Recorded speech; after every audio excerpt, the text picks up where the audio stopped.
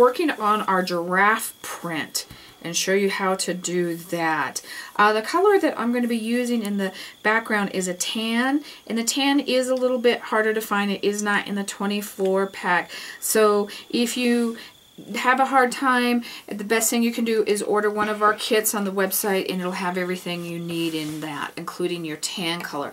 I did try to make that color with brown and adding some white, and I just don't get the color that I want. So first thing I'm going to do on this one is we're going to heat this guy up and get him nice and warm, and then we're going to smooth the wax on over the top of him. And make sure we start on the outside because it takes longer for it to heat, and then we're going to get to the inside.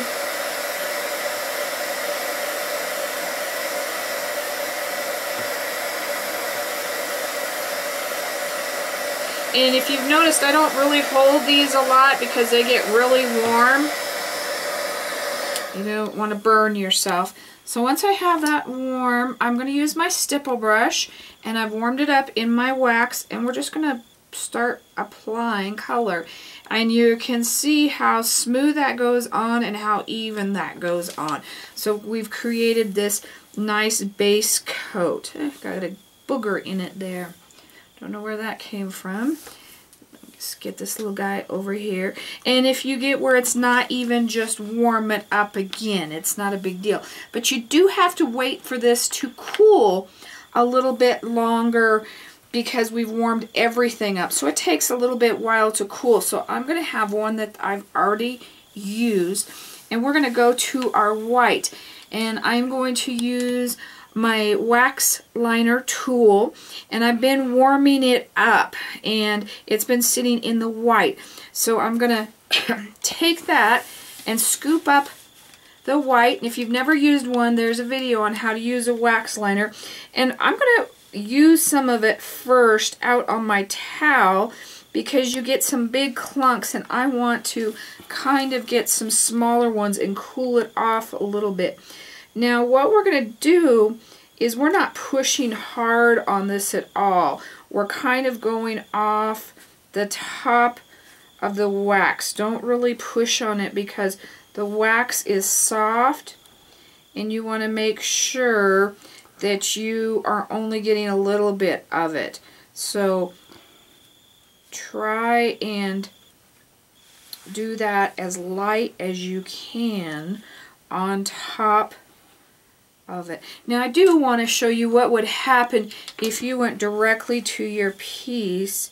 You're going to get a gob, and that's not as bad as sometimes what you get, but I'll even show you how to kind of make that even smaller, but I would like it to even be less.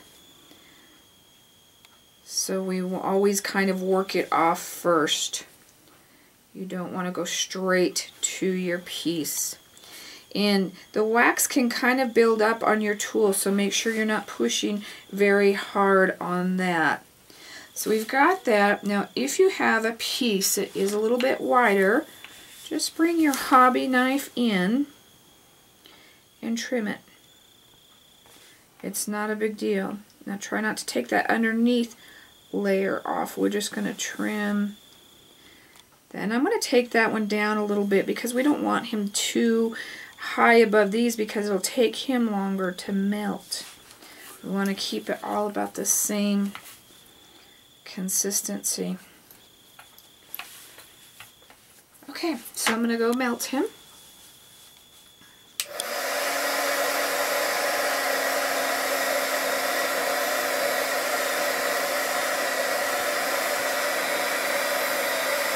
And I just want to get him where he's just starting to move just a little bit. Make sure your lines are all melted evenly. And we're going to stop. Now you can leave it right there, or you can use a little bit of splatter on here. I think I did a little bit too much on that one.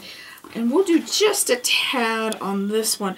What we want to do is just have very little wax in our brush. In fact, I don't even go into the well. I kind of go onto that second layer. and get some of it off, and then kind of test it. Make sure you're getting kind of a fine mist before you do that. And all we're going to do is just kind of give it, break up the solid is all we're doing. And we're not going to reheat that. When you reheat your dots, they actually get bigger. The wax gets bigger. We don't want them. We want them just like that. So that is our little giraffe guy. And while he's doing that, I'm going to remove his sides, his wax, while he's cooling off, excuse me. And remove all the wax off the sides. And we want to make sure he's nice and cool before we apply our finish on top of him. And don't touch those little dots while they're wet. Don't know why I can't keep my hand out of the wet one. I'm always trying to push it, which I should know better.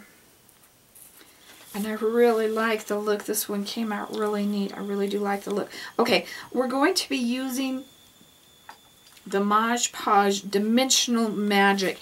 And this is what I use on my jewelry to harden them up. And the Dimensional Magic is made to go on thick.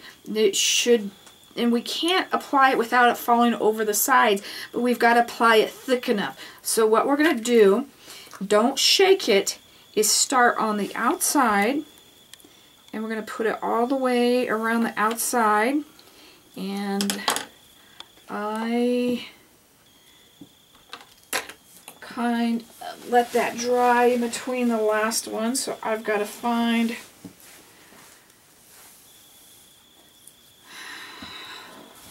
grab a little scissors here or a pin.